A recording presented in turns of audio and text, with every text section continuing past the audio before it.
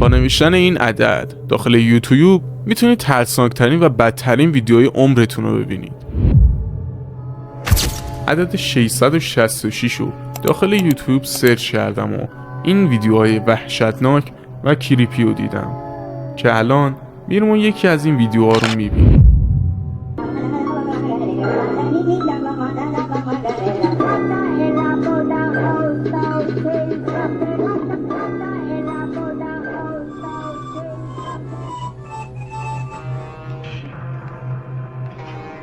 بله این یکم کریپی و ترسناک بود، ولی وایسید و دومیو ببینید.